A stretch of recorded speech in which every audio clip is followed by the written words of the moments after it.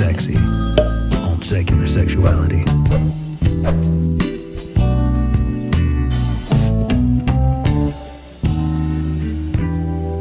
Hello and welcome to Secular Sexuality, the ACA show that really wants you to search your heart right now and see what bullshit thing the music is leading you to do.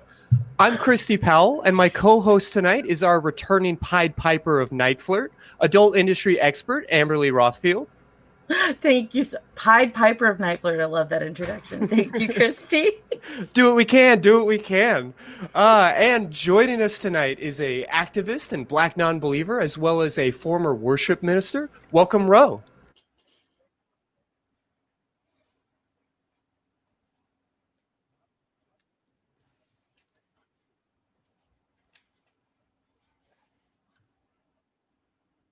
Right, Christy, I could just go ahead and... Yeah, looks like we're having some connectivity issues. You hearing me there, buddy? I hear you. Cool. Good. All right. No, thanks so much for being here. Give us that introduction again, if you would.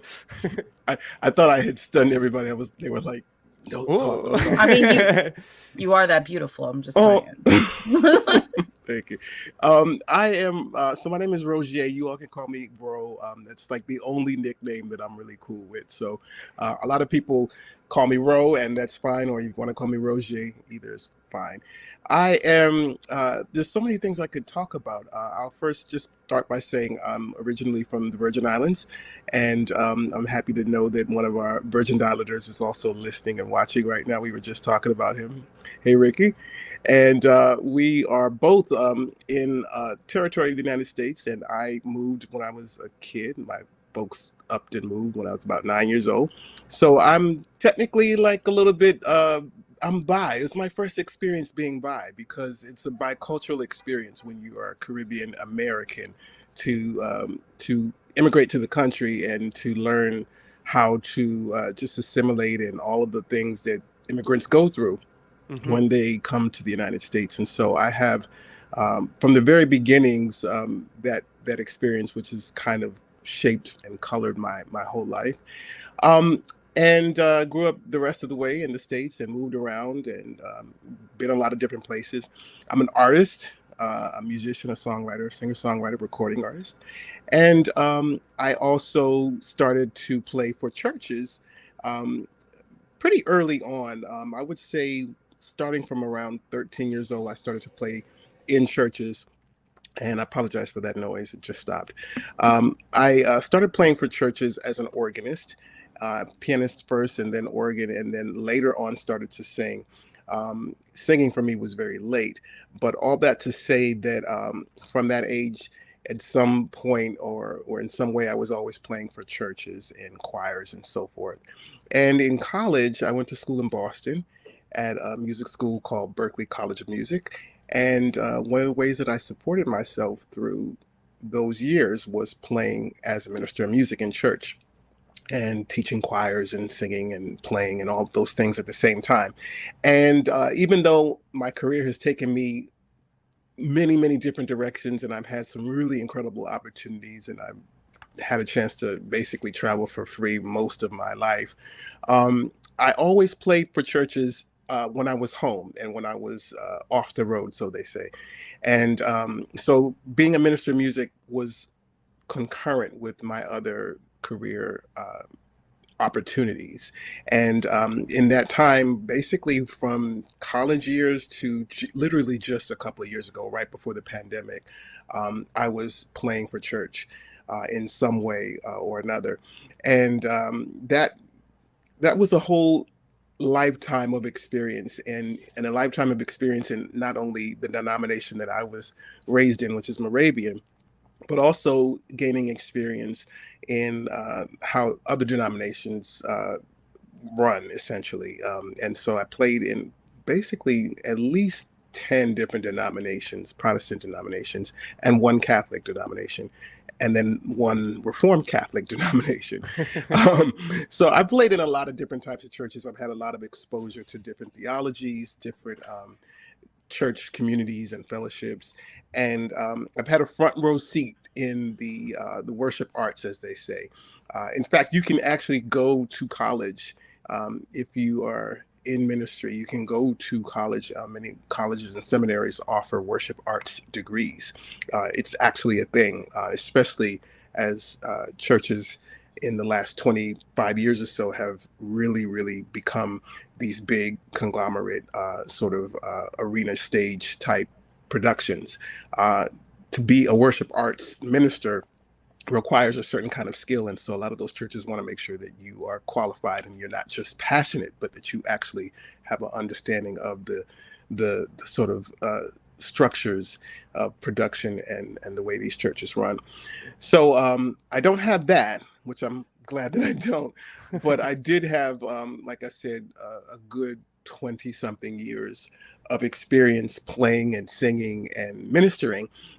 And my conversion or deconversion happened during my time as a minister of music for both an SDA church, a Seventh-day Adventist church, and then also a Baptist church, a Black Baptist church in New York, where I was living. I lived in New York for 12 years.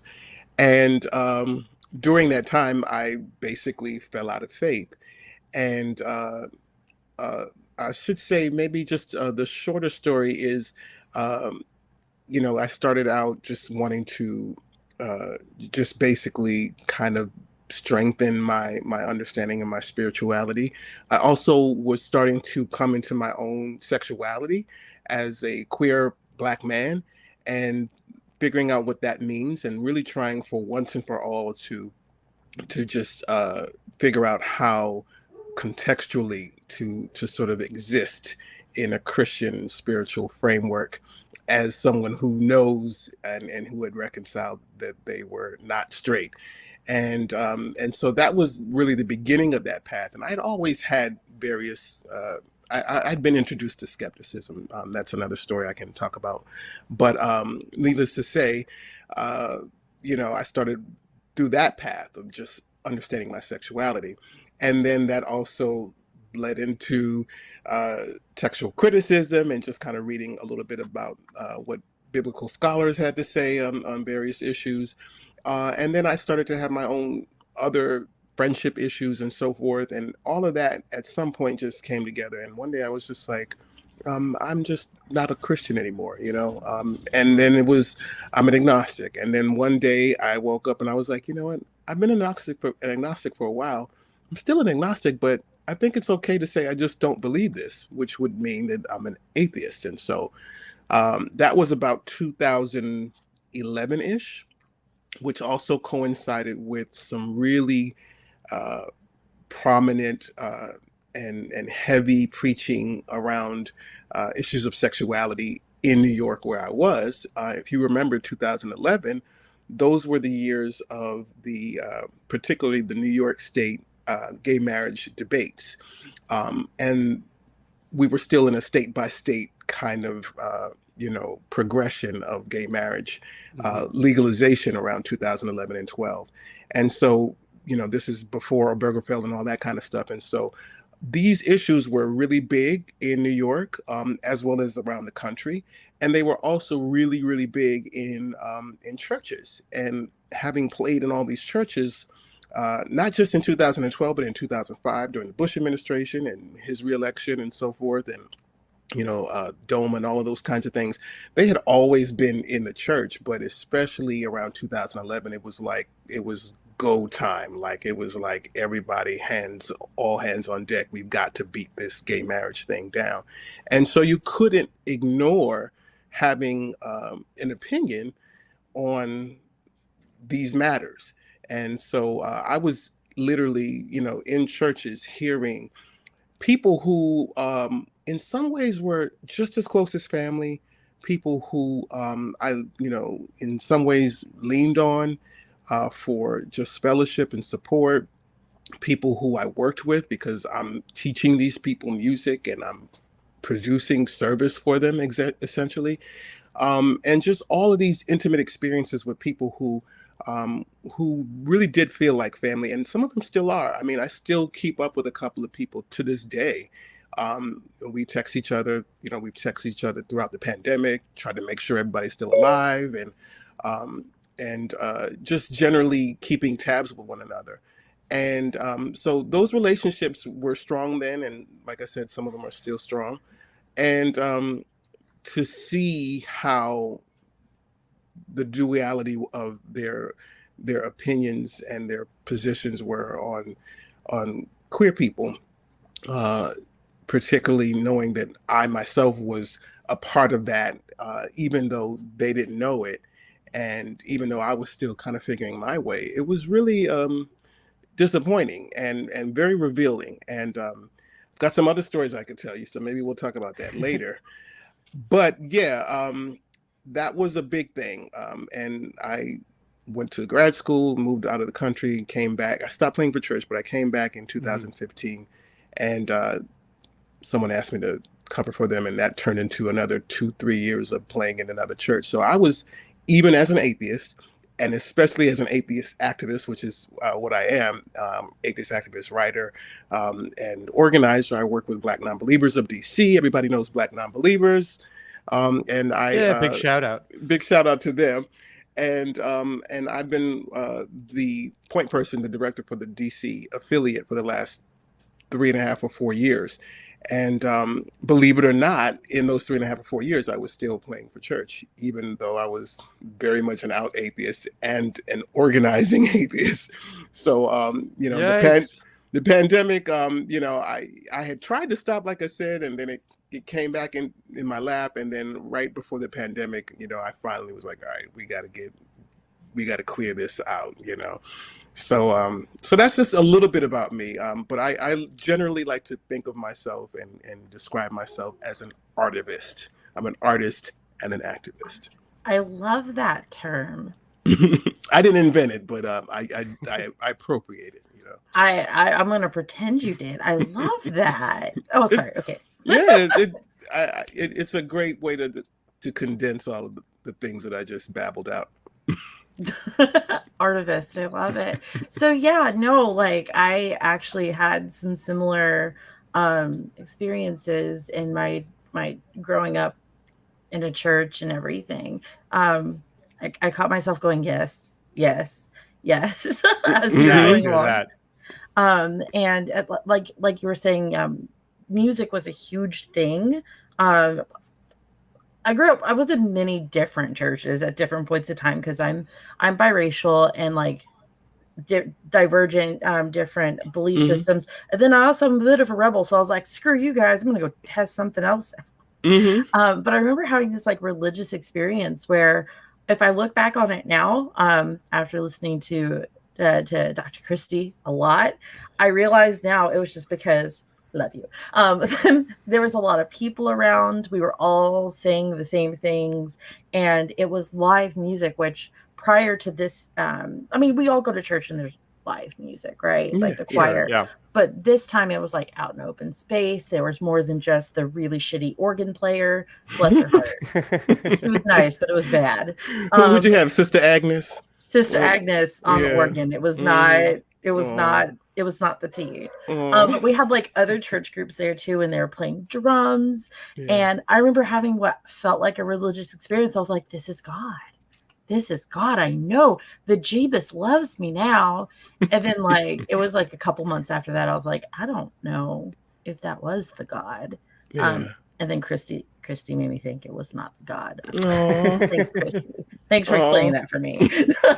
Yeah, I mean, it was one of the reasons I was so excited when we first had the opportunity to speak to a hypnotist on this show, because there was just so much about my experience that even after I could no longer justify my belief in my faith and my belief in God and these different things, there were experiences that I had that I did not know how to explain. And so a exploration of psychology and then eventually, altered states and phenomenology and all of these kinds of things, that was really for me the death nail, I suppose, in the coffin of my faith.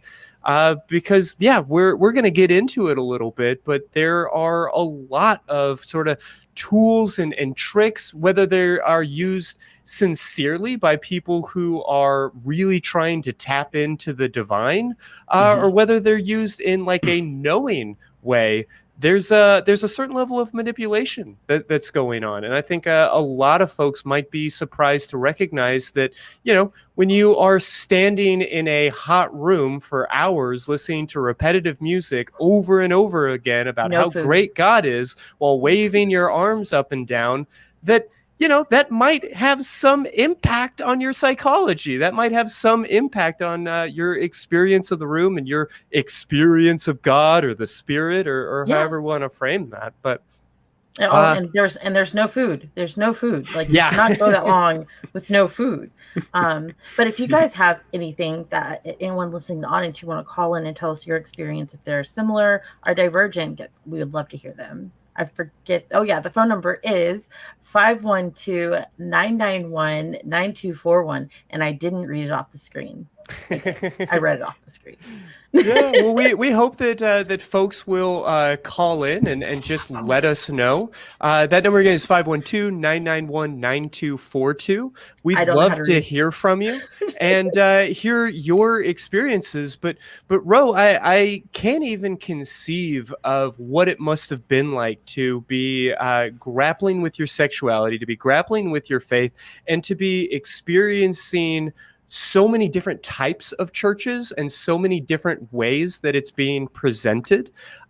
Just because, I grew up in a really small town, and it was like, this is God. And also maybe the Catholics down the street are kind of close, but they're not actually Christians. We're the only true Christians because, we as evangelicals, we're the only ones with like a real connection to God.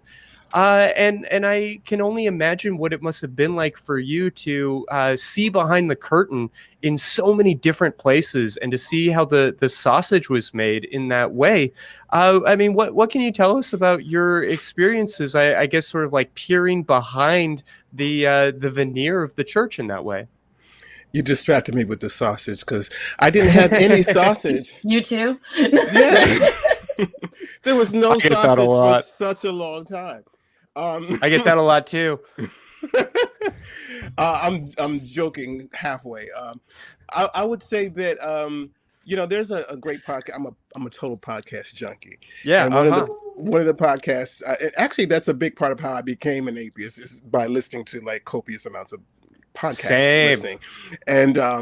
And there's one that I like now that's called Still Processing, and it's a great title, right? It's a great podcast, but it's also a great title, and I wish I could have thought of it, because it's something that I would like to use one of these days when I make my own. But Still Processing is what I am doing even right now, for all of those experiences and all of those years that you were talking about and that I was going through in describing my experience.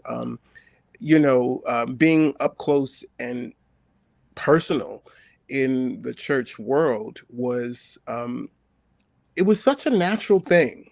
And there were also so many other things that came naturally with it, just the cultural messaging is so strong, and especially for someone like me, I'm talking a lot about years that were late 90s into like I said, up until at least 2010-11, and so this is I wouldn't say pre-internet, but it was ubiquitous sort of internet and smartphones all that. And the social media explosion, all that. Yeah. And so, one of the things about being, lesbian, gay, bisexual, trans, and anyone and anything in between is that particularly for people of my age and my generation, is the amount of isolation that we experienced, particularly in those years, is something to still process. And there are things about, living without, all of these text messages and phones and accessibility that are great. Like I often daydream about like not, paying attention to texts and stuff. And then at the same time, as someone who, like I said, is queer identified, I think about those years and the kinds of experiences of isolation and loneliness, but not even knowing that you're lonely, and just kind of not really understanding why you're being shaped in certain ways by people and community and attitudes around you that you don't even understand yourself. Those are the types of things that I'm still processing. And they're the Sure. types of things that I am, anytime I get nostalgia for those years, I always kind of I just wince a little bit. Like I don't always get fully into that nostalgia, because it's like I don't want to go back to that. I don't want to go back to those places of being in community and thinking that you're in community, and then you hear people agree with some of the most vile language and Sure. stereotypes and sort of dehumanizing sort of ideas about people like you. And for someone like me, it's weird. Like I don't think that if I were to tell you my past history in terms of childhood, growing up, school years, and trauma and stuff like that, I would say that I absolutely did not pass for straight. But at the same time, there's something about me that does pass in certain spaces. Plus, there's just a lot of people not wanting to actually acknowledge it.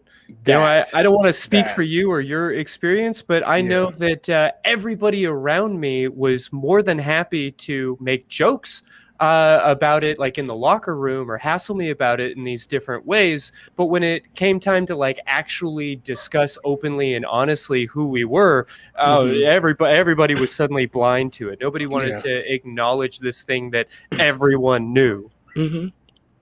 Absolutely. Like ditto.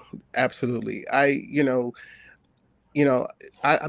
maybe losing my train of thought, but I think what I was trying to say was that there was a weird dichotomy for me in terms of my experience as being a, emergent, non-straight queer person, because I could sort of traverse in these spaces where, like, because of that don't ask, don't tell kind of attitude, I passed, but also because there was something apparently sufficiently masculine about my presentation that made people feel comfortable with believing that I was straight, while there was always some contingent of people in any given space who probably would have been a little curious, like, I don't know about him. You know what I mean? Yeah, no, I've never heard anybody put it quite that way, but yeah, I do hear that. I do get that. You know what I mean? Like, I don't. Oh, sorry. No. Go ahead. It's particularly. So I was raised predominantly by my Black father. My mom left at a very early age, and my Black family, like when it came to, I don't know if some of them still know whether or not my sexuality, my pronouns. I'm actually pretty sure some of them don't know my wife is trans. But there's such a pressure on to be. I mean, most Black families I know are very religious. Our majority of the family is exceptionally religious. But when it comes to talking about sexuality and pronouns and preferences and stuff, they are willing to go to great lengths to deny the fact that you are any kind of queer. I love you to death, Ro. We both know you could have been just doing this all day. You could have been sashaying. You could have been wearing really long dresses, is what they would call them. They wouldn't call them shirts. No, it's just it's a really long shirt. It's not a dress. They wouldn't call it a dress. You could have been wearing pink all day, but until you said, I am gay, most Black families will be like, no, he's straight. He's just, he's a little weird. He just likes attention. I don't know. At least that's majority of my experience, and also my like extended family, and also a bunch of my friends say the same thing. So it's like this denial thing in our culture. I have that same makes experience. Me curious. I guess I just wanted to jump in and ask what that must have felt like as somebody who's like leading worship. You know, that kind of being behind the curtain in a lot of ways, or in the closet, or however we want to frame that. I mean, I don't know if this was an evangelical thing, but there was a lot of conversation around me growing up about how the worship leaders really needed to be right with God. And if you could walk into a church and hear the worship music, but the Spirit of the Lord wasn't moving in that room, then it must be because there was like some sin, particularly on the part of the people leading the band, or things like that. And so I just wonder about that kind of double duty and having to perform under those conditions. I mean, like I know when Jagger gets up on stage and sings about satisfaction, like he's not feeling it in the same way 40 years later. But even with that level of showmanship, I guess I'm just really curious about that internal struggle. You know, as there's so many things that I was making mental notes while you were speaking. I hope Sorry about that. I don't mean to go on. No, I hope I can remember them and circle back to them. But there are, you know, in one aspect, you know, as performers, as artists, your job is to create and recreate, right? Sure. Like Yeah. that's your job, right? That's whether you accept it or consider it to be a job, or whether it's just, you know, something you just know how to do as a innate sort of attribute. That's what we do. We are artists. I could sing a gospel song right here, right now, and I could make it as real as it ever was for me or for you now or back when you were still a believer, because that's what I'm good at, right? Like I can do that, you know. It's why I was able to do that and be an atheist and fool congregations, and they would literally think I was filled with the Holy Ghost. They would think that I was a conduit from God himself that was giving them a message of confirmation and consolation and affirmation. And they really, really thought it, and they had no idea, like I'm completely turned, right? Like I'm an atheist, you know. It's not even like, you know, now I can have a compartment where I can appreciate aspects of belief and service, but in terms of my actual, do I believe right now? Like, what's my answer? No, I don't believe. And yet, like, I could be a part of a service where I could literally set the table for you to worship, right? Mm-hmm. Because that's what I do. I'm an artist, you know. So in some ways, that dynamic that so many of us, and particularly us as queer people, do, we're good at, number one, because we're artists, right? And then we're also good at it. We're used to masking, used to being on stage or performing, kind of at all times in a lot of ways. And that's what I was about to say. Like us being not only artists but then also queer, like we are doubly gifted, and it's no wonder why so many of us are not straight to begin with, because I was about to say that. Yeah, most people in entertainment are some kind of queer, and I think it's because we grow up hiding so much of ourselves. Like my dad knew. He was like, wow, you never talk about boys, do you? You're not. He's like, you don't have any crushes at school. I'm like, this girl is so, and he was like, girl, so she's like a friend of yours, and I'm like, I hope she will be. But yeah, like we're so good at hiding. Like, again, even in the adult industry, most people I know are like, I look at queerness as like, we're on the rainbow. We're on the rainbow somewhere. We learn how to perform, you know, from a very, very early age, and we don't even know it most of the time. So for those of us who end up being actually in the arts and employed and sort of you know, a part of this craft, we're really good at doing what we need to do to make the moment. And you know, there's a weird sort of relationship between audiences and congregations and the performer, because everybody's sort of engaged in a mutual sort of act of disbelief. And so there's a certain thing, like when you go to a movie theater, you go to sit down and watch, you know, whatever, Lord of the Rings, or you're kind of leaning into it, like letting it impact you. Like, you know that it's not real, but you're sitting down and you're going to surrender yourself to the experience for the benefit of whatever the imagination can conjure or can be affected by what you see on the screen. And that's the relationship that you have when you sit down in the seat. You're going to be entertained. You're going to let go and let this experience sort of take you where the performer wants to take you. And so in church, it's no different. It's the same thing. And it's also one of the reasons why so many people who are queer, Donnie McClurkin and so many other gospel performers and artists, not to single him out, but I mean, you can name them, going back to Thomas Whitfield and, so many different people. They are a part of something that is a performance by nature, just by virtue of the performance, the act of the performance. Mm-hmm. And then also with the social pressure and conditioning and hierarchy, they have to play that role because they can't come out because the audience doesn't want them to come out, which is the reason why those people that I mentioned, the Donnie McClurkins and the Thomas Whitfields and the what's the other one with the deep voice? You all know, the gospel people know who I'm talking about.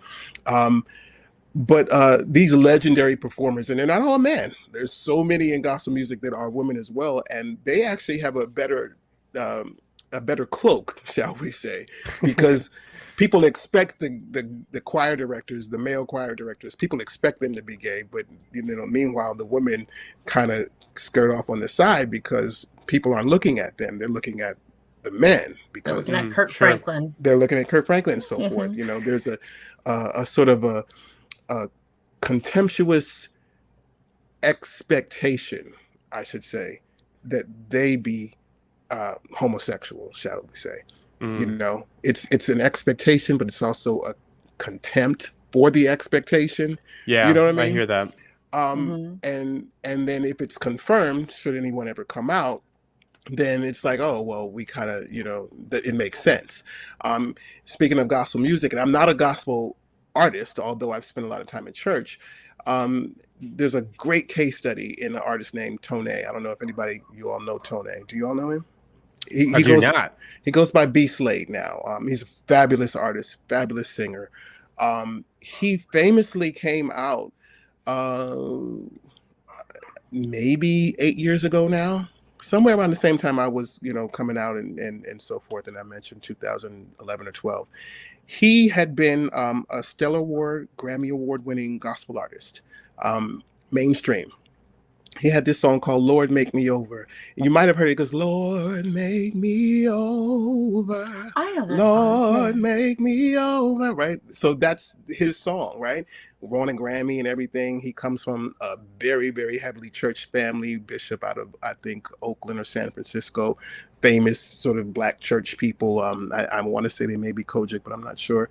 And he's a great case study because he is exactly what I'm talking about. He is the artist that people had contempt for and also expected would be gay, but also kind of like played that game of he's not really gay because he didn't say it, and I don't want to believe that he would be.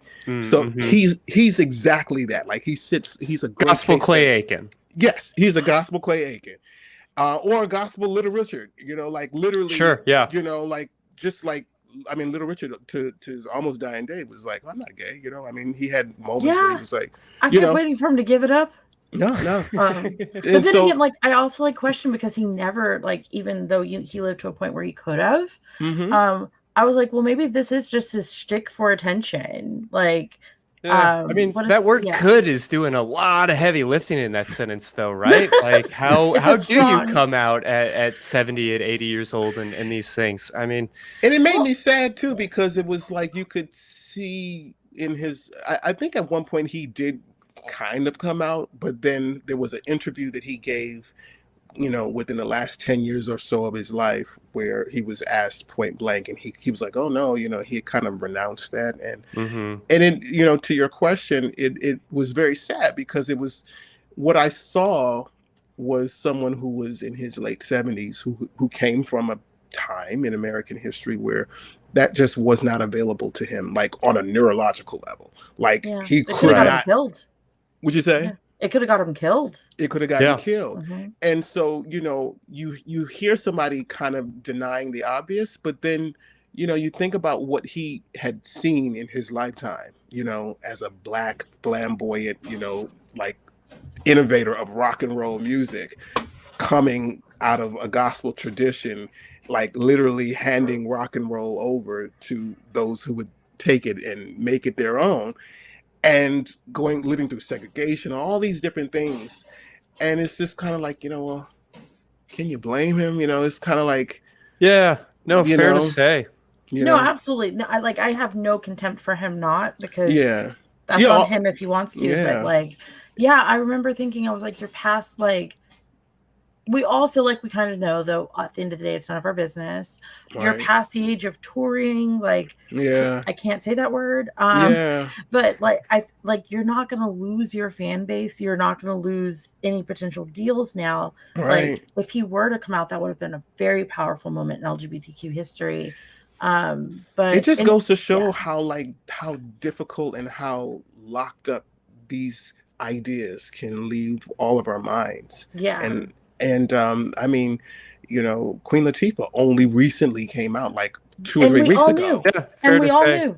The You know? streets all knew We forever. know, Yeah. we know, and we Yeah. loved her anyway. Like, it's like, oh, come on, sister, But that's just what not only homophobia in our culture can do, but specifically in the industry, in the music industry, can do to a person. Exactly.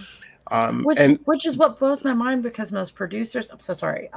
Most go ahead. producers, most like songwriters, most musicians, we are all not all. We are, like, I swear it has to be like 92% or more are on the rainbow somewhere.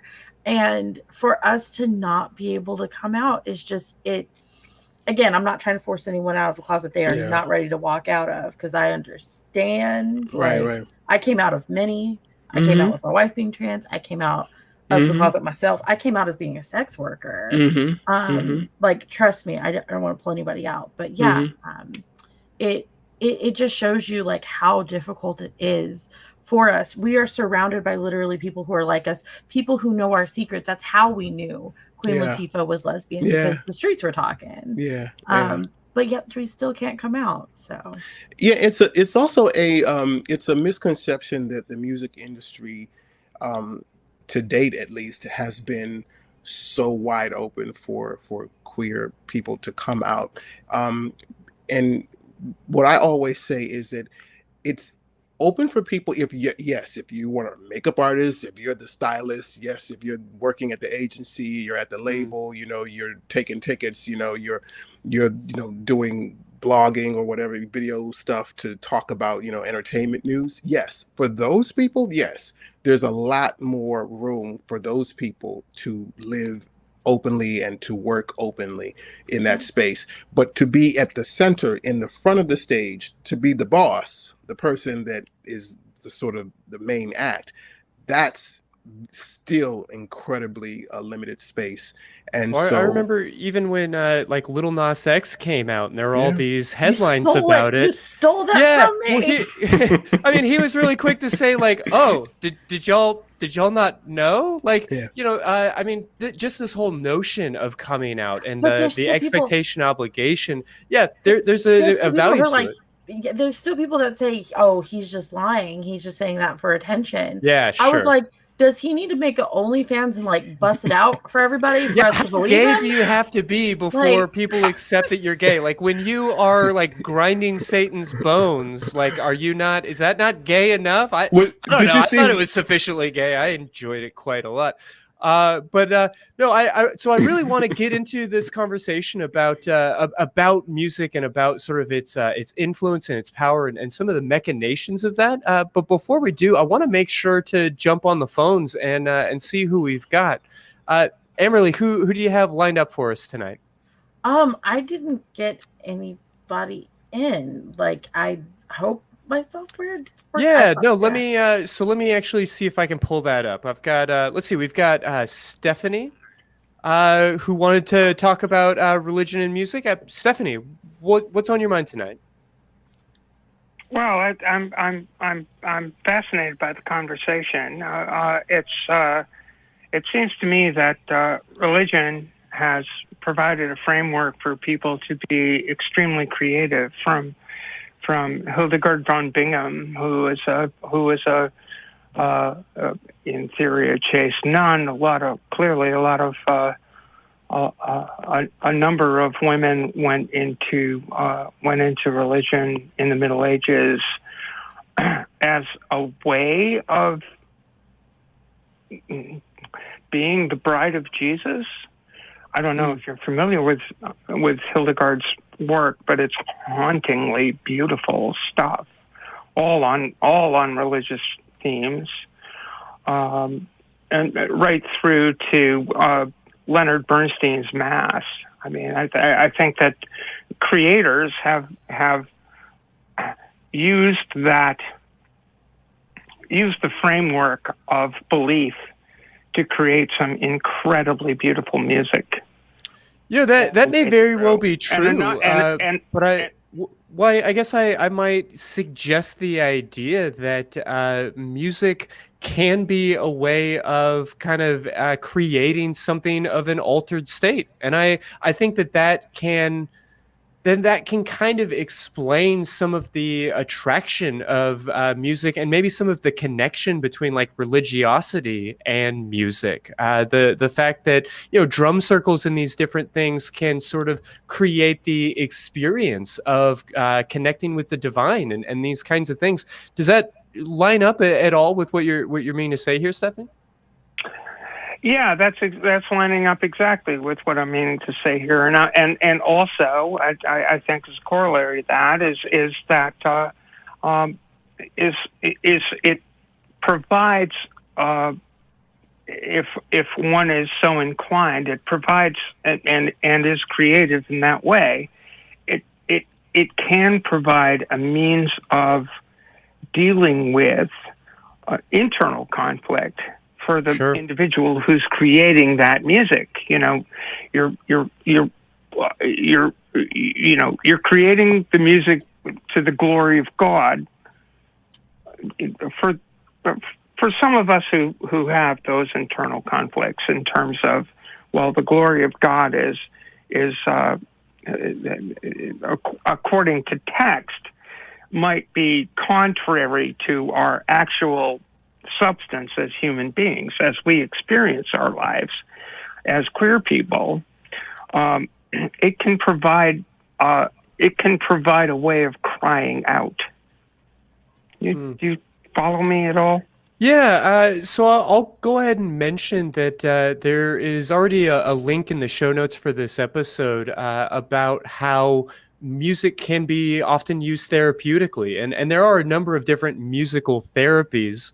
And it would make sense to me. I mean, I certainly don't have to tell you, Ro, that music is often a way of getting something off your chest, whether we're talking about that in like a very kind of casual way or something that's a lot more profound. There is something very haunting about our ability to express ourselves in this way. And we are only now just beginning to be able to brain map and find these other methodologies to understand the mechanism of how that operates. But there is a meaningful difference between the way that we express ourselves through spoken word and through music, and the neurology of that and the things that are coming out are something we're just now beginning to understand. I really appreciate you kind of raising all of these questions, because they are fascinating ideas to me, and I think ideas that psychology is just beginning to scratch the surface on. Right. I commend Leonard Bernstein's Mass, which is a sort of it does incorporate the liturgy of the Catholic Mass in the context of musical theater, and Bernstein himself was notoriously bisexual and was working out a number of ideas. I think it was Leonard Bernstein's music, and Stephen Schmidt, I think, was the lyricist, adding a few things in there. But curiously queer mass in a lot of ways, and but I this is where I have a little, there's so much creativity that goes on within the framework of a religious tradition. There are so many great musical pieces that are done liturgically that I'm sure were composed by people who had great conflict with the underlying tenets of the faith. Yeah. And I think it's an interesting juxtaposition between the incalculably cool feeling of singing a piece before a congregation that's inspiring to you as well as to the congregation, but yet you being somewhat at odds with the inspiration that you're providing to the faithful. Yeah. No, that is such a complex. Yeah.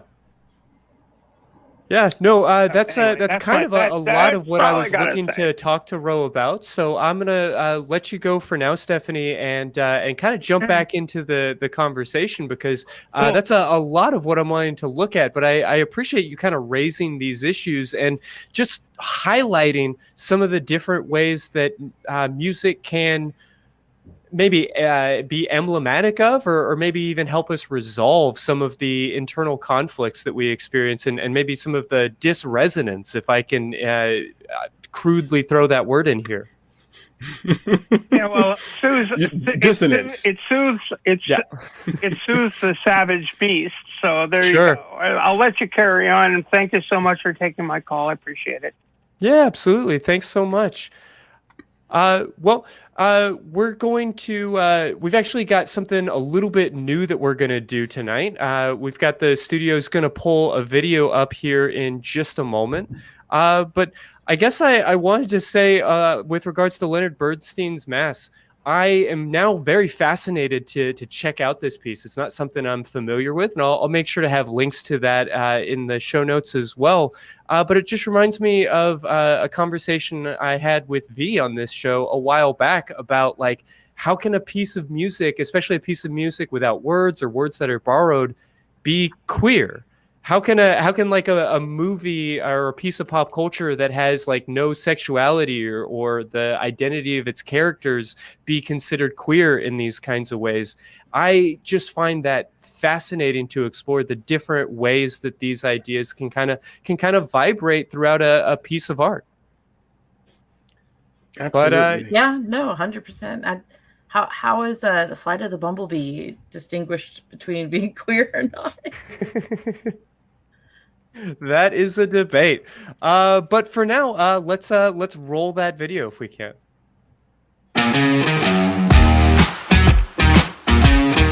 Next time I'm in Austin, all three of us are going to get together to have pretzels, dinosaurs, margaritas, and we got some wide open call.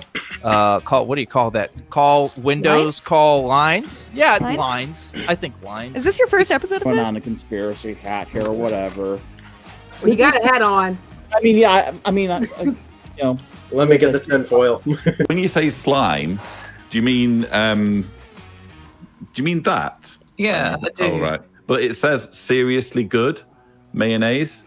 Yeah, but like the Christian church claims it's good as well. Yeah, so. It's real facts. You got it, Leo. I'm more than Lilith. You see, that's where you're wrong. I'm not Lilith. I am Satan incarnate, and I own you.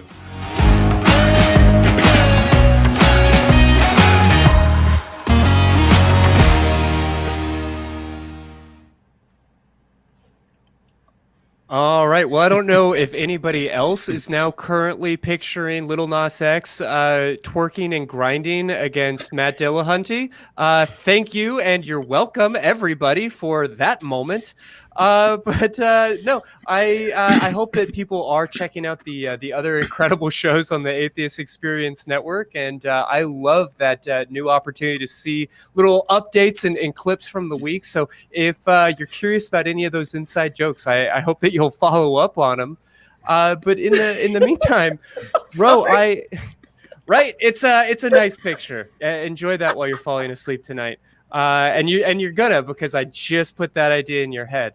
But Ro, I cannot let you go, and I cannot get any further in this conversation without just really scratching some of my curiosity about how some of this works. I'm sure that there are not people in every church in America twirling their mustache thinking about how they can like manipulate and brainwash and deceive their congregation. And yet we recognize that, some of these like altar calls, some of the usage of music and praying in tongues and dancing and all of these things can have sort of a manipulative component. What elements can you really tell us about, or what can you tell us that you've seen from behind the curtain? Actually, I'd be in front of the curtain, but that's just sure, fair to say. Formalities. It's just me just being, you mentioned earlier, you mentioned the word dysresonance, which I hope you didn't mind me correcting you on. My music educator brain. Oh, no, please. I appreciate it. But I also, I like to invent words when I want to highlight like a specific notion. So I just appreciate the indulgence and the fact that the ACA lets me do this shit every week. Yeah, this is your show. I don't want to step on any toes. I was in that music, since we're talking about so much music, I was in a musical terminology type of mode. But dissonance is, let's say, the use of resonance and dissonance, or I should say the use of harmony and dissonance, because really the opposite of harmony is dissonance, not resonance. That's also me just being super music geeky. The use of that is a really, really valuable tool in the space of playing for these churches. And I would say that, when you're playing for a Pentecostal or a Protestant church in general, but especially something that's on the evangelical side, Pentecostal, Baptist, any type of service where there's a lot of improvisation that's being used, in terms of song form, in terms of song selection. Those tools really kind of guide the service. And there's two things I would say. As a musician, one of the things that you learn, especially in a Black church, is that, and music in general is super, super wedded to the direction of service and whoever's leading the service, the pastor, the priest, and so forth. But especially in a Black church, in a Baptist sort of, like I said, evangelical improvisational type of service, music is right under the pastor. Like the minister of music is, and basically the second person underneath the pastor. Now, technically, they have other ministers, lay ministers and so forth, and people who technically outrank the minister of music, but everybody knows that the minister of music works and the pastor work in tandem. And sometimes it's the minister of music calling the shots. Sometimes it's the pastor calling the shots. Sometimes it's mutual. But there's a relationship there. And the more you learn your pastor, the more you learn the type of congregation you have and the type of people who are in that congregation. And also the more you learn your own musicians and your own choir, if you have that as auxiliary help, the more tools you have in your toolbox to really guide the service in a way where the pastor can be pleased and you can keep your job. And all of those things are, I'm sorry, I don't know if you're hearing that. Let me make sure that you're not hearing that.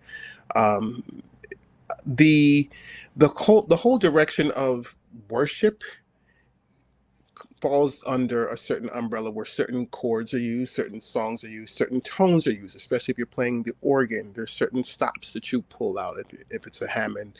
And even if it's a pipe organ, which is a different type of organ, but you still have the same general dynamics where there's certain stops that you use. And stops, for those of you who aren't musicians, are the actual sort of the terms for the instrumentation or the selections of instrumentation that an organ can produce. And you may have flute, you may have brass sounds, you may have organ, you may have an 8-foot pipe, you may have a 16-foot pipe, and so forth. All of those things are called stops. And when you're playing organ, if you see an organist pulling those things out, what they're doing is they're pulling out stops.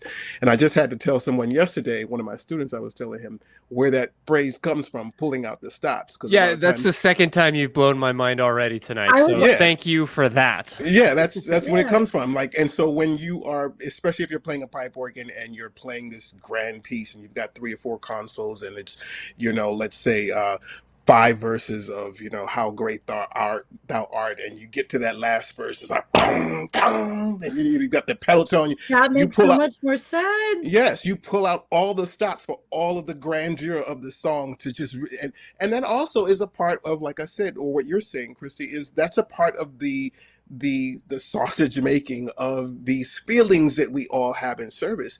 It's very, non-spiritual, shall I say? We call it spiritual, and people who are in the services. It's a science. It's it's a musical science, and that's what you do. It's like, you're flying a plane. As you approach the airport, you start to do certain things. You start to lower the flaps, lower the landing gear. You reduce this. There's certain things that you just do. And when you're a musician and you're playing in these churches and you're an organist, not just an organist, but in this case, there's certain things that you do to create a certain feeling. And just going back to my student yesterday, there's one song that he's playing. He plays classical and jazz and so forth. But one of the songs that I'm giving him is, what is the song? Great is thy faithfulness, right? That song, like, right? That's a song that congregations love. And one of the things that I'm trying to teach him is that, because he's going to end up playing in church, most piano players end up playing in church at some point. He's also someone who's very much in church, and I want to teach him how to play these songs. And one of the things that I'm telling him is that this is a song that has 3 verses. Sometimes there may be 4, but most of the time it's 3 verses. And if you can play Great is Thy Faithfulness and play it very well, very masterfully, and know how to create rise and fall in the verses and in different passages of the song, and build your arc dynamically with the voicings that you choose, the stops, if you're playing organ, and if you're playing piano, with the sort of the elaboration of your arrangement, and sort of deviating from the written music to starting to use more pedal tones and more bass and double bass and kind of glissandos and all kinds of crescendos and things. If you can learn how to do that and where to do that between verse 1, verse 2, verse 3, you can create the magic of Great is Thy Faithfulness that congregations love. And congregations love Great is Thy Faithfulness. It's a song that's very dear to a believer's experience. And one of the things that I had to learn at some point in my playing, especially when I wasn't a believer, especially after I had known that, okay, I don't believe this, I had to accept the fact that I can't walk into that space with full judgment on as a musician. Although it's in the back of my head, right? There are things that I do judge, right? But when I'm in the space of being the musician, I am providing a service, right? I am providing a service to worshipers, to people who have come to worship and who have an experience. Now, what we call spirit or spirituality, we don't particularly give that, credence, right? Like, we don't say those words. But what they call spirituality is the experience of worship and all of the feelings, all of the goosebumps, all of the tears, and all of the rapture of these songs, especially when it comes time for them to be played. The idea of what I'm doing there is to give them that experience. I know how to do that. That was actually what I was going to ask you. How is it being a non-believer and crafting, which sounds like I kind of want to go now. What is such an expertly crafted experience, knowing that these people are going to feel the things that you want them to feel because you are a master of your craft. How do you massage? Oh, Christy, make me sound smart. Occasion the divine, or just create the phenomenology is maybe the word that I'm going to use here in place of spiritual, because you can generate these things that feel like magic. Yeah, it's like being a cook. My sister is a vegetarian. She's been a vegetarian for a long time, but she cooks a very good fried chicken. And I don't really eat fried chicken, but when she cooks it, I eat it. And she cooks it for, she has this chicken called Obama chicken, and it's a very, it's a hit basically in the family and in the neighborhood. And shout out to my sister, Cassandra. I know she probably won't like me saying that, but the reason I bring that up is because she knows what people like. She knows the flavors. She knows the sort of palates that people have, and she cooks according to that. And she can do that even being a vegetarian, right? She doesn't eat meat. She hasn't eaten meat for 15 some years, maybe 20. And so being a non-believer, I'm still able to connect with the people in a service. I'm able to connect with the music. I'm able to enjoy playing the music and sort of, and even if I don't necessarily want to play it, like, once again, I'm an artist. I can create and I can recreate. And so in a space where I'm playing for a congregation, I know what people want. And especially having done it as long as I've done it, I know what people want, like I know what they want. There was a question on YouTube, Pinball Boy 87. Pinball Boy 87. Okay. Right? I love that name. Anyone think they could be using music to create the atmosphere that creates an emotional connection, which we did touch on, but then he goes further with something I thought was interesting. He says he knows legit churches where they have unsaved people play in the band and see it as a ministry. And as someone who plays violin played, I don't ask me to do it. No. Played. And not very well back then. Well, I couldn't possibly. I'm not prepared. I'm not prepared. The amp is turned on in the back. Don't make me sing. You guys know me too well. But yeah, like I actually could see that happening where they'd be like, oh yeah, like you don't have to believe, just go. And then again, there is something magical and synergistic when you're playing with other people and having to get in rhythm with them. Do you think that is they're also vibing? Yeah, the vibe. I mean, my dad was so judgmental about that kind of thing. Like, and he would walk into a church that he had already made up his mind was not like a true believer of God, because conspiracy theories just tend to pile up once you get into one of them. And he would just kind of like walk in, listen for 30 seconds, and be like, nah, the Spirit of the Lord's not moving here. And it would be like he would always believe it'd be because the musicians themselves weren't believing what they were playing. Well, I'm glad you mentioned that, because that was one of those things I wanted to circle back to. There is a part of with these types of churches, the very charismatic and evangelical churches.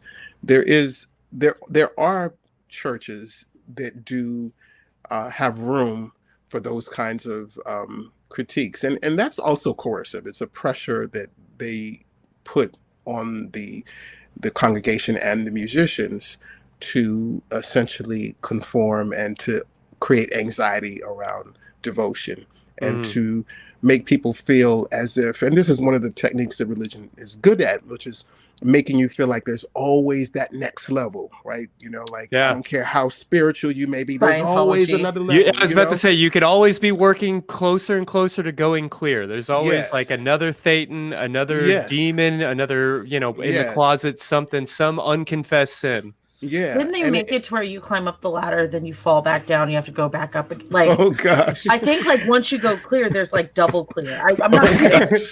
I'm not kidding. But you know, our levels are over 3,000. But it's so true, because it doesn't matter what religion it is. It's always that dynamic of not, you know, of basically creating an anxiety and a disapproving sort of, you know, tone to how people practice that supposedly can make them work harder to be more, to give more, to be more, to do more. And you know, some churches do it better than others, some churches do it more acutely than others, but a lot of these churches have that. And you know, I've been in those churches where, you know, the pastor will say a thing, or will, you know, there's also this, you know, notion of, you know, I think the Satan, or it's either Satan or the devil, some devil was the first musician, or the first musician was the devil, or the first musician was Satan, or something like that. It's sort of like some scriptural component, I guess, the somewhere. devil down to Georgia. Right. And so, you know, sometimes I've been in churches where, you know, when the pastors get on that tangent, or if it's someone else, maybe an evangelist or somebody, that will come up. And when they, you know, normally when you're playing in a service, you're kind of exempt from so much that's happening in the pulpit. Sure. The message is going from the pulpit out. You're there to facilitate the service. Nobody needs to preach to the choir. Right.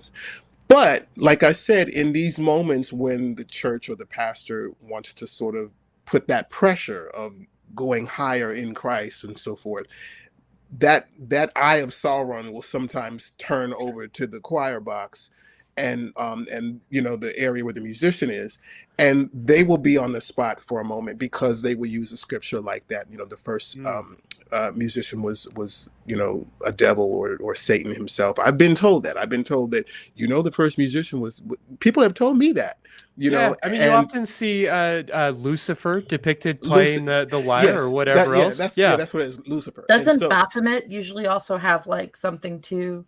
Yeah, I mean, it's, you know, I wouldn't be surprised if there's some sort of tie-in with Dionysus or something in there, because it sort of falls under that whole pleasure and sort of everything almost, was begged, borrowed, and stolen at some point or another. Yeah, and so playing the lute and drinking and all that kind of stuff, they're all together. And it's also one of the things that's used as an excuse or an apology for why so many musicians in certain churches are so whorish, because there's another sort of channel where people understand that Lucifer was the first musician, and that, you know, these things are associated with drinking and hedonism and so forth. And so people will know this is another thing of performance and expectation and performance, gender performance, for straight people, where you can be in these churches and the whole church has to be holy and living, you know, in holiness and righteousness,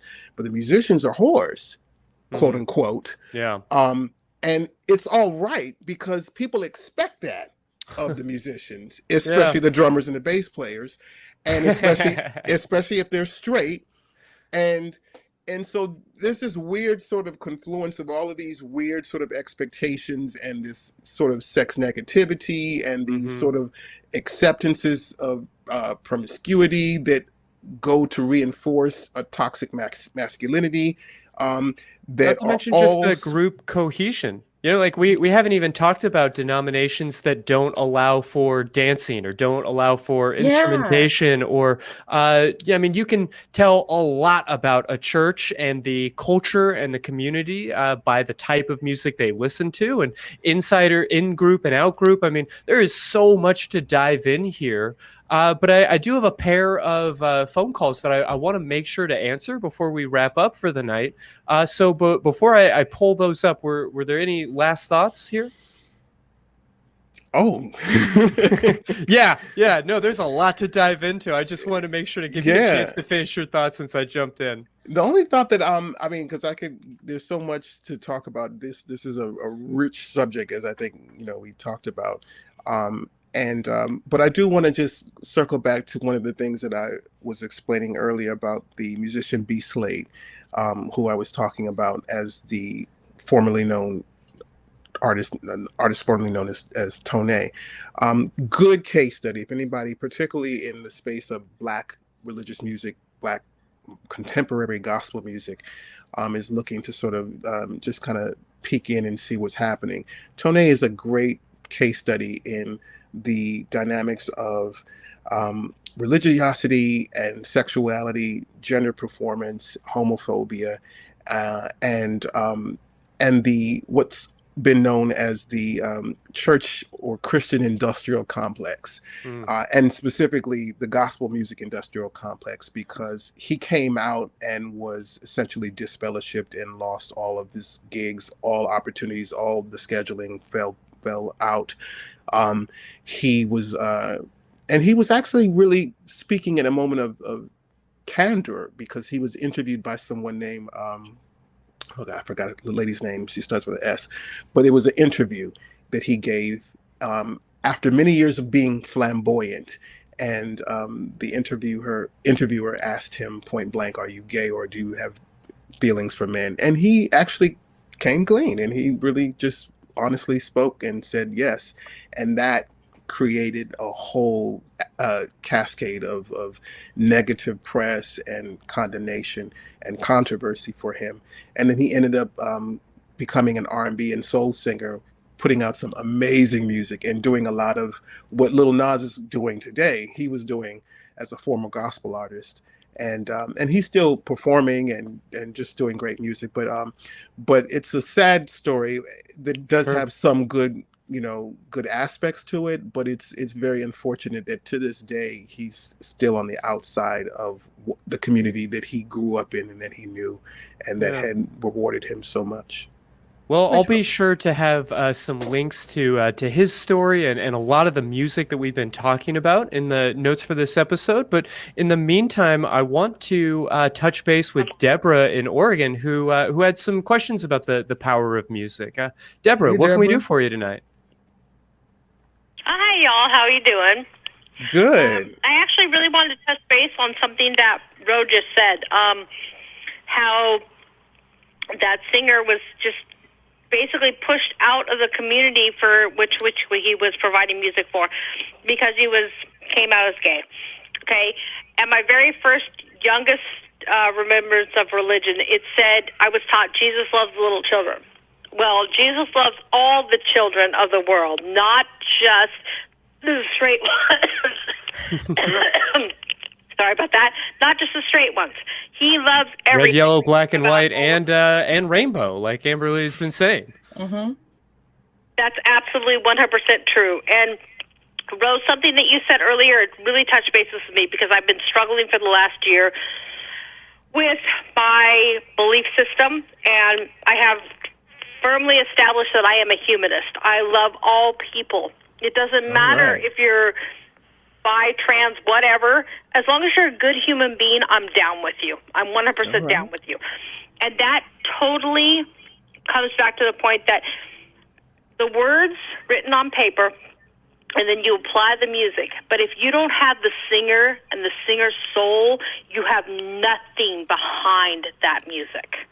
Okay? You have, Ro, I would love to hear you sing anything. Okay? You can go on my YouTube page, Rogier Fibby at YouTube, ROGIERSFIBBY. I already subscribed. Thank you so much. I totally will, because I think your voice is amazing, and I think that honestly, you have that quality that honestly reaches down deep in a person's soul and says, "Oh, come out and please be free and enjoy this music." And for me, that is what's important. That's what's important from an artist. I don't give a crud what you are or aren't. I don't care. I just want to know what you perform as an artist, you know? Thank you so But much. You know, I got so much of that very similar phraseology when I was playing in church. And it's interesting. I would have to kind of parse out what people meant by the soul and the spirit of who I was or my voice, because I would, I had to change the language and just in terms of the way I process it, because I don't use those words for my personal self, but I do understand what you're saying. And that was a process too, just learning, because people would tell me, I would sing things and people would say, you have the Holy Spirit, you have the anointing. And I would have to figure out, what does that mean? Because I'm not a believer anymore, but they would swear, they were like, you have Turns the out I anointing. can manufacture that. Yeah. So I just learned to sort of, create a different filter for that. But I do hear what you're saying, Deborah. Yeah, and I appreciate you saying it. Deborah, I've got one more call on the line I want to make sure to get to before we wrap up tonight, but I want to give you a last word here. I just really wanted to express to you guys how important the music is, because the music is honestly the language of the soul. And it doesn't matter who it's coming from, because it will be received as a message to whoever needs that message. And I think that is the utmost important thing of music. Well, lovely to say. Thank you so thank much you, for Deborah. giving us a call tonight. Take care. Thank you. See you on YouTube. No, we'll For see sure. you. Right? Yeah, and of course we'll have links to that as well. But in the meantime, let's talk to Jessie in Michigan. Jessie, what was your question for us tonight? Can you hear me? Absolutely. What can we do for you? So this might not be on the topic you guys were talking about. I listen to the show a lot at work, and if it's not a topic you guys want to talk about, then I would gladly get offline. I don't want to take up too much of your time. No, I appreciate you. I understand you wanted to talk a little bit about the fear of hell. What's been on your mind? Yeah. So I grew up in Japan as my grandparents were missionaries, and I grew up my whole life in Japan. I've been taught the Bible. I wouldn't say we are any type of denomination or what Christians label themselves, but I've been taught the Bible. Okay. Yeah, just let me jump in a little bit. I don't know if you have your hand over the phone or if it's just the headset. We'll certainly work with what we have, but I'm having a little trouble understanding you. Oh, and it looks like we lost the connection. So, yeah, we're just about to wrap up the show. Jesse, we'd love to hear from you. I'd love to offer any support that we can. And I guess I'll just take a quick moment before we start wrapping up for the night to point out the fact that a lot of people who have long since walked away from religion, who have gotten it clear in their mind, a naturalistic worldview, and who no longer believe in magic or the supernatural or any of this silliness, still struggle with a fear of hell. And why wouldn't they? Hell doesn't have to be real for folks to traumatize you with that idea. When people are especially talking to young children and expressing that even your stray thoughts can lead to eternal torment. And they give us these incredibly graphic images of people being tortured and threatened in these ways. It's pretty reasonable that idea can get lodged in your brain. It's very human of you to continue to struggle with some of that trauma. And, clearly I want to say that there is healing. Everybody's path is going to be different. There are a lot of different ways to go about it. We've certainly discussed a number of ways of engaging in healing from religious trauma on this show. I want to definitely encourage people to investigate recovering from religion, which we've talked about over and over, but that might be your best place to start. So Jesse, if you catch this clip, or really anybody else who is having those kinds of thoughts, I would just say that it's okay that you're having those feelings. It doesn't mean that there's something broken about you. It doesn't mean you're doing a bad job. But yeah, it's just human. But also, if you want to make changes, you can. And like I had this conversation ironically with a Lyft driver one time. I was on the way to an airport and he was telling me about the Jesus. And he kept trying to give me a Bible and kept trying to like saying, hey, if you want to reach out, I can tell you. And I told him, I'm like, yeah, I just believe in being a good person. And if when I die, that's not good enough, I honestly don't know if I want to worship the person that's or the deity that's not okay with me just being a good person. Yeah. And it set him for a loop. He was like, no, but like you have to accept. No, you don't have to do anything. Because of the rules I also think that, I'm a student of history. I've spoken out in my activism regarding history and presentations and so forth, and I'm always studying, what the new scholarship is and stories that I thought I knew and just relearning them. And I have to say that there are enough stories in history where real people have lived real hell on earth. You don't have to, I understand that we are taught stories through indoctrination and we're taught to be scared of them. And that can be a very difficult space to get out of for neurological reasons. But rationally and historically speaking, and present day too. And present day, there's enough hell to go around here on earth to be scared of. So you really don't have to concern yourself with the fictional stuff, because it's really a distraction from doing better and trying to help people going through hell right now. If you're spending your time worrying about something fictional, it takes your eye off of what you could do to become aware of and to help people in the here and now. And so to me, that's where the utility is. No, I think those are both great points. I mean, Amberly acknowledging that hell is effectively a protection racket. Like you need God to protect you from the thing that God's going to do to you if you don't need God. Right. And then Ro, just acknowledging that one of the best ways to get sort of out of your head and to get away from the fiction of all of that is to be taking care of other people, to acknowledge that there is opportunity to do good while we're alive, and to minister towards pain while we're here. So I think those are both incredibly important messages, and I hope that that Jessie and anybody else listening can take those to heart.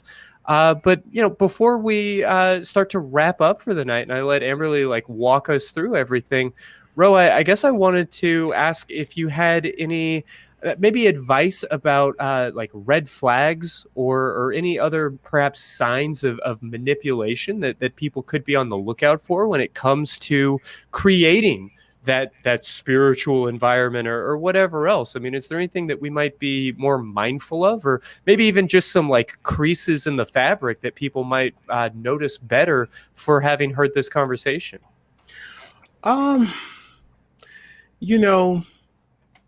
That's a rough one. I'm not really sure, because I could tell you things to look for, but then, that sort of hint at the sort of non-spiritual sort of aspect of how church is performed. But it may not be helpful if you're still in that mind frame. That lens is so strong that you can rationalize quite a bit. The biggest thing that I would say is, if you have thoughts of skepticism, if you suspect that there's something that is not right with whatever is being preached in your church, logically, in terms of just making sense historically, in terms of making sense morally, in terms of how we interact and respect and live with one another as human beings. If you feel like there's something that's not right and it's just gnawing at you, investigate that. And don't let the music and the fanfare and the charisma of the musician, the beauty of the voice, the tone of the voice, or the tone of the instrument, or the moment of the rapture of that feeling in that moment. Don't let that distract you. Music is great. I'm a musician. I'm a practitioner of music. I love it. It's what I do. It's what I am. I'll always be doing this regardless of whatever else I may do. But music can be a distraction when it's time to really pay attention to the world around you and to try to make sense, particularly if your life is on the line, or if your dignity is on the line. And as LGBTQ people, when we go into these spaces in these churches, that's on the line. Our life and our dignity, our self-respect and our respect, even among our community and our peers, is on the line. And don't let anybody tell you otherwise. There's maybe like 10 or 20% of all Christian denominations that like actually accept LGBT people.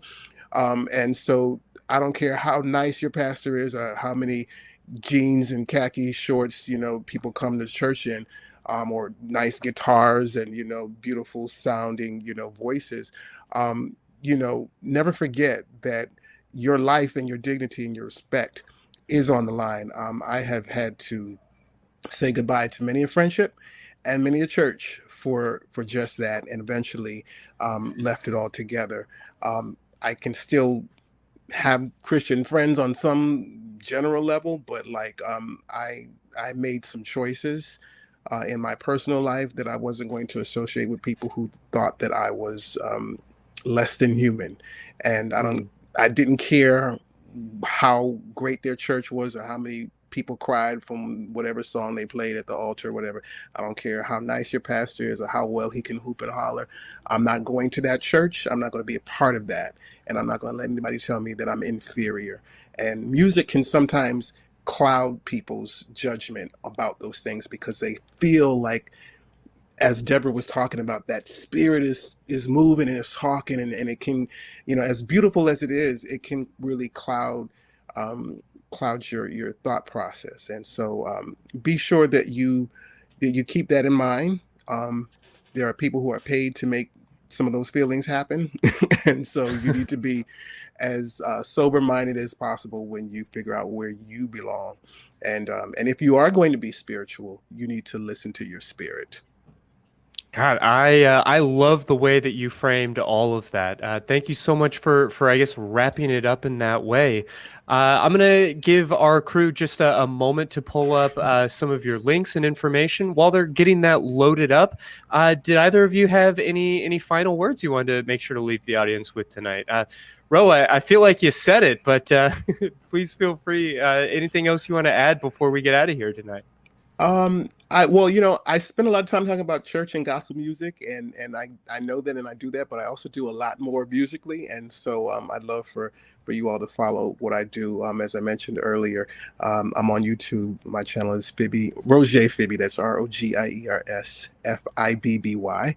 And I also, as I mentioned earlier, directing Black Nonbelievers of DC, which is the local affiliate of Black Nonbelievers here in the DC area. And all the places you can find us are right there, facebook.com/BN of DC. You can also find us on Meetup. You can go to the official Black Nonbelievers website at blacknonbelievers.org. And Black Nonbelievers is also on YouTube and Twitter, B Nonbelievers on Twitter. So, look for all of us there. And if you're in the DC area, I would love for you to come and join us in one of our local hangs. We're doing outdoor hangs this summer. If you are vaccinated, we're having one this Saturday, so it'd be nice to see you. If you're at Exotica DC, I'll get you tickets. Let's go together. Okay. Okay. Let's do it. That'll be great. Let's do it. But yeah, it was a pleasure meeting you. Thank you so much, Roger. Roger, I said that right, Roger? Yeah, Roger. That's fine. Okay. Thank you. Thank you both. Mm-hmm. All right. Well, Amberly, you want to take us out for the night? Yes. So first and foremost, I want to say thank you to everybody, including the amazing crew. Are we gonna bring them out? Oh wait, to show them. Yay! Hey. Our crew is absolutely amazing. This is the team that puts us together. I suddenly want to I keep getting all nervous now that it's me doing it for the first time. I'm sorry. Yeah, and Rose links are going to be in the show notes in the description, as he said, for the show. And crap, sorry, I'm getting nervous and I suck at this. Well, no worries. Yeah, Christy, Daddy, save me. No, we just want to make sure to let people know about a couple of things. You saw the video. You know that the Atheist Experience Network puts out a ton of great content. We are very much the least of the great shows that the network is putting together and that this incredible production team is a part of. You can check out all of those shows in one place at tiny.cc/AEN podcasts. And from there, we hope that you will just become a part of this community.